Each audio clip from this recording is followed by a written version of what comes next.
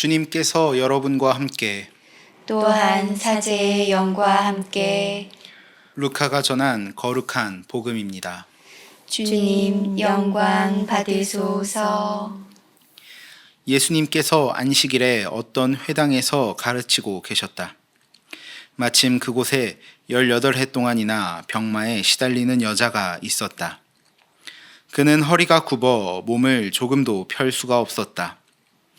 예수님께서는 그 여자를 보시고 가까이 부르시어 여인아, 너는 병에서 풀려났다 하시고 그 여자에게 손을 얹으셨다. 그러자 그 여자가 즉시 똑바로 일어서서 하느님을 찬양하였다. 그런데 회당장은 예수님께서 안식일에 병을 고쳐주셨으므로 분개하여 군중에게 말하였다. 일하는 날이 엿새나 있습니다. 그러니 그 엿새 동안에 와서 치료를 받으십시오. 안식일에는 안 됩니다. 그러자 주님께서 그에게 이르셨다.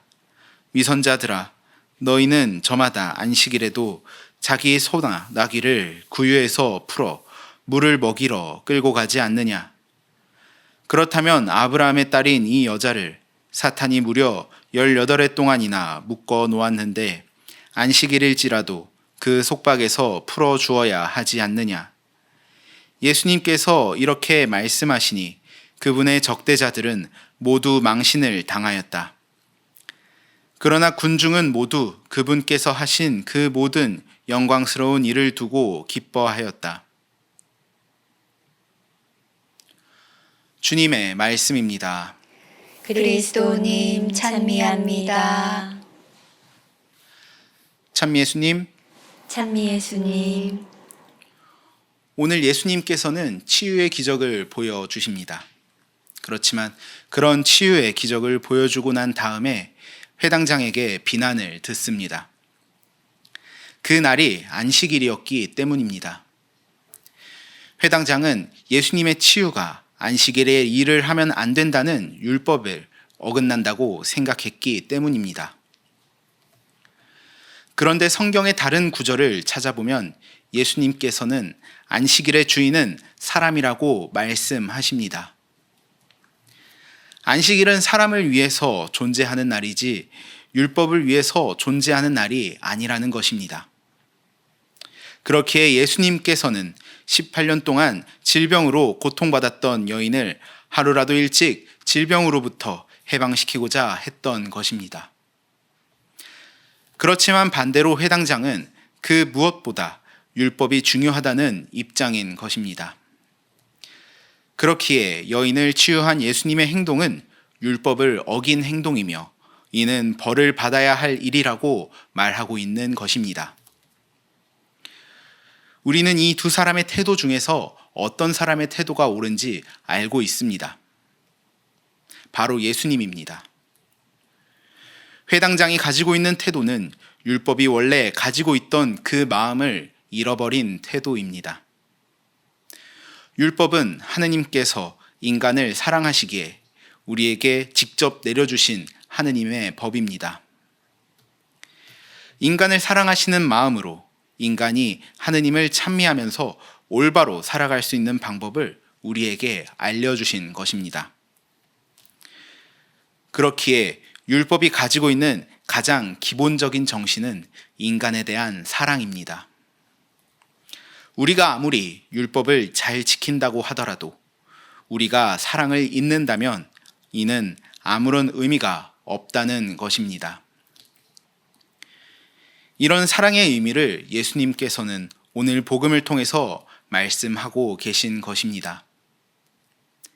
인간에 대한 사랑을 잊어버린다면 율법을 아무리 칼같이 지킨다고 하더라도 하느님께서는 결코 좋아하시지 않을 것입니다.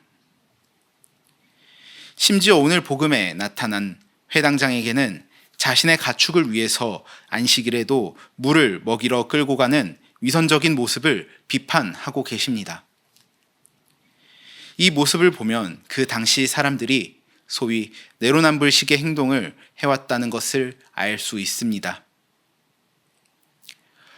여러분들은 지금 사랑을 잊어버리고 계시진 않나요?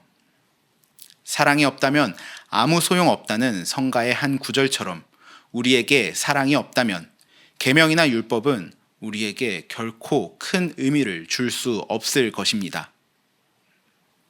또한 계명이 주는 그 원래의 의미에 대해서 잊어버린다면 아무런 의미가 없는 삶을 살아가게 되는 것입니다.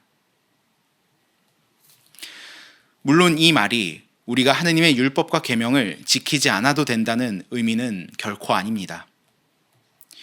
우리가 하느님의 율법과 계명을 잘 지키고 실천하는 것은 매우 중요한 일입니다. 그렇지만 그 계명이 가지고 있는 원래의 의미를 잊어버리고 그저 실천하기만 한다면 사랑의 의미는 없어져 버리고 그저 습관적으로 기계적으로 하는 실천에 불과할 것입니다.